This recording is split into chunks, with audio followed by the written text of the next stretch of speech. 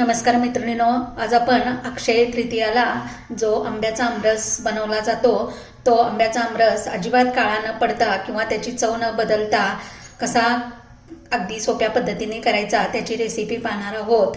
तर त्यासाठी मी येथे 5 आंबे घेतलेले आहेत। हे आंबे जरी या ठिकाणी सुकलेले वाटले असले तरी हा देवगडचा हापूस आंबा आहे। तर या ठिकाणी हे आंबे मी स्वच्छ धुवून घेतलेले आहेत। आता पहिल्यांदा ज्यावेळेला आमरस करायचा आहे त्याच्या अगोदर एक 10 ते 15 मिनिटं यामध्ये एकदम थंड फ्रीजचं किंवा माठाचं पाणी घालून याला भिजत ठेवायचे आहे। म्हणजे जेणेकरून काय होतं की याच्यातला जो गर आहे तो व्यवस्थित निघतो। असं थंड पाण्यात याला बुडेपर्यंत भिजवून ठेवायचं आहे।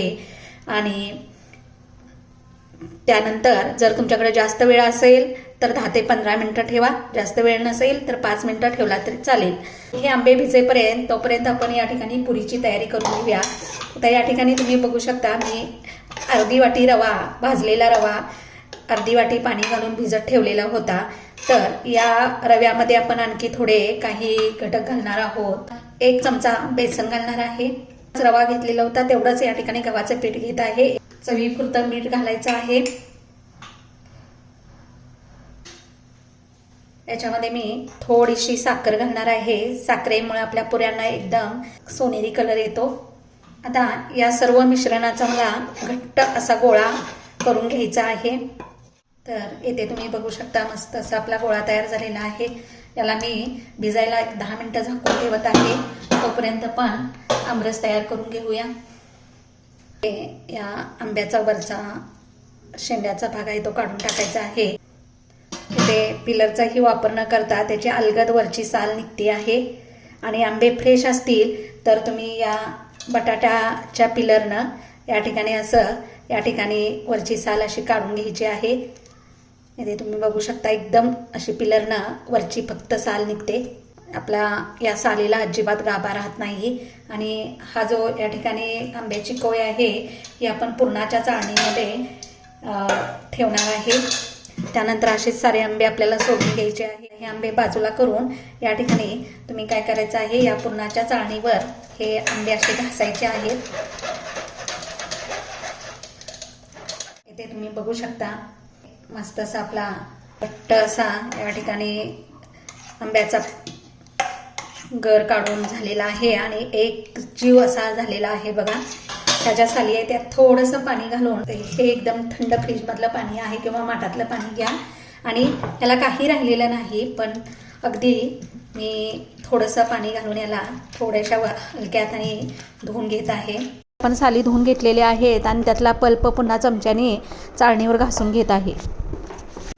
याच्यामध्ये मी थोडंसं जायफळ घालणार आहे। थोडंच घालायचं आहे जायफळ, जास्त घालायचं नाही।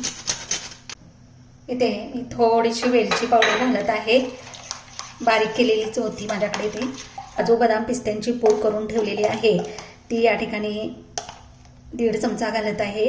हे ऑप्शनल आहे, तुम्हाला आवडत असेल तर घाला, नसेल तर काही हरकत नाही। ते आंबे चांगले गोड असतील तर साखर अगदीच थोडी घाला आणि आंबे जर कमी गोड असतील तर थोडीशी जास्त घालायची। आता ह्या एवढ्या आमरसाला मी या ठिकाणी हा 1 आणि 1.5 चमचा साखर घालणार आहे। आणखी एक गोष्ट लक्षात ठेवायची आहे की जर तुम्ही हा आमरस लगेच खाणार असाल तर सगळ्या आमरसात साखर घाला, अन्यथा सगळ्या आमरसात लगेच साखर घालू नका।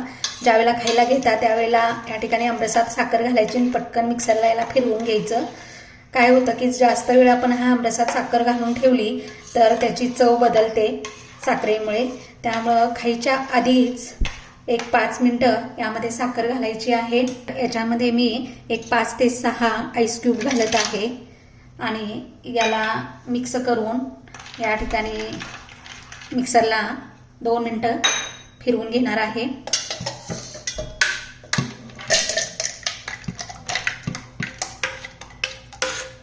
आईस क्यूब घातल्यामुळं आपला आमरस मस्त असा घट्ट झालेला आहे, तुम्ही बघू शकता। आता आपण याच्यामध्ये काही जण दूध वापरतात, पण आपल्याला इथे मँगो मिल्कशेक बनवायचा नाही तर आमरस बनवायचा आहे। त्यामुळे यामध्ये मी दूध वगैरे काही वापरणार नाही, फक्त मँगोचा रस वापरणार आहे। आणि तुम्ही बघू शकता किती सुंदर हा घट्ट आणि छान असा कलर याला आलेला आहे. साखर मात्र तुम्ही तुमच्या आवडीनुसार घाला. पुरीसाठी पीठ तयार केलेलं होतं तेही या ठिकाणी तयार झालेलं आहे. छान असं भिजलेलं आहे. आता आपल्याला याचा रोल करून घ्यायचा आहे. या ठिकाणी जेवढ्या तुम्हाला पुऱ्या हव्या असतील तेवढ्या मापाचे ते गोळे करायचे आहेत. आता या ठिकाणी मी हा हातावरती गोळ करून गोळा घेतला. याला थोडंसं तेल लावलेलं आहे आणि याची मला जाडसर अशी याला थोडंसं पिठात या ठिकाणी बडवून घ्यायचं आणि याची जाडसर अशी पुरी लाटून घ्यायची आहे. पुऱ्या नेहमी जाडसरच लाटायच्या कारण त्यामुळे चांगल्या फुगल्या जातात आणि एकाच बाजूनी पुऱ्या लाटायच्या आहेत. ते मी गॅसवर तेल गरम करायला ठेवलेलं होतं. आता या ठिकाणी या तेलात मी पुरी तळून घेत आहे. तर ते तुम्ही बघू शकता आपली पुरी कशी टम्म फुगलेली आहे. वरून तेल त्याला थोडंसं या ठिकाणी असं पसरवायचं आहे. मीडियम गॅसवर मात्र पुऱ्या भाजायच्या आहेत. 2 मिनिटांनी एक बाजू भाजल्यानंतर दुसऱ्या बाजूनी पलटी करून घ्यायची आहे. मैद्याच्या किंवा या ठिकाणी आपण गव्हाच्या पिठाच्या पुऱ्या केल्या की त्या लगेच मऊ होतात आणि त्यात तेल जास्त राहतं. म्हणून आज मी या ठिकाणी पुरी करण्यासाठी रवा वापरलेला आहे. तर इथे तुम्ही बघू शकता आपली ही पुरी सोनेरी रंगावर भाजत आलेली आहे. तर इथे तुम्ही बघू शकता मस्त अशी सोनेरी रंगावर आपली पुरी भाजलेली आहे. तर या ठिकाणी अशा सगळ्या पुऱ्या आपण करून घेणार आहोत. मस्त असा आपला आमरसपुरीचा अक्षय तृतीयेला बेत झालेला आहे. तर तुम्ही अशा पद्धतीनं रव्याची पुरी आणि आमरस करून पहा आणि माझी ही रेसिपी तुम्हाला आवडली तर मला कमेंटद्वारे सांगा आणि लाईक आणि सबस्क्राईब करायला विसरू नका.